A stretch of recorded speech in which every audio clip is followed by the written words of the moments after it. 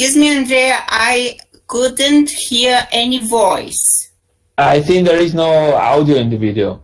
I think there is only Just the slide. slides. Yeah, yeah. Okay. You need to read them because they last quite a bit, so you can read them. Okay. I think that's all. Okay. Okay.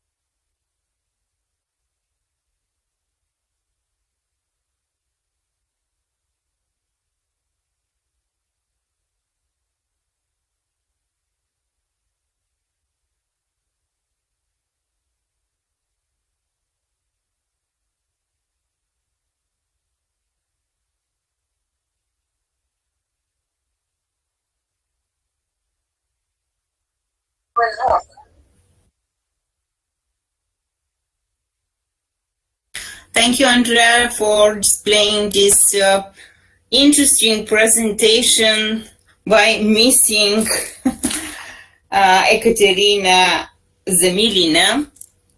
And maybe let me share one of the conclusions, results of this paper, that all of the students prefer so-called face-to-face educational format, despite the positive sides of the distance learning format. I'd like to the audience of the presenters, of the researchers in this second morning session on the title Education and Social Inclusion. Do you have any comment, any question, or to share some personal experience with the audience?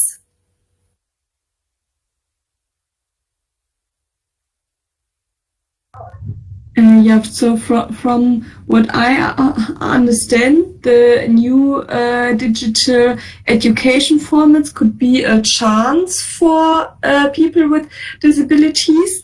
And what I found very interesting was that the contact increased with the trainers and the teachers. I would like to confirm this conclusion. I think so, that distance learning format, that the hybrid system in higher education, despite the disabilities of people, will progress in future, because there are many positive sides of hybrid system, of online based educational process, and maybe the future will show us how to progress this format. And I confirm your conclusion, Christine. This is my experience too. Okay, yeah. But I would like to add that we maybe should keep in mind that even if the digital formats are a good chance to teach people with disabilities, that this couldn't be the only teaching method, because I would see a problem maybe in that case that one say, okay, the for people with disabilities, only digital formats are good and not the real ones. So I think we should keep in mind that it always should be a combination of both and not Yes, I think so. The future is for the so-called hybrid system. Yeah. This is my experience too in higher education system in economic university in Bulgaria. And I would like to add something, that this distance learning format is a chance for the teachers, for the lecturers, to improve their technical presentation skills and to learn something about, this is my specific area of research interest, how to protect their IP rights in this online, in this virtual area.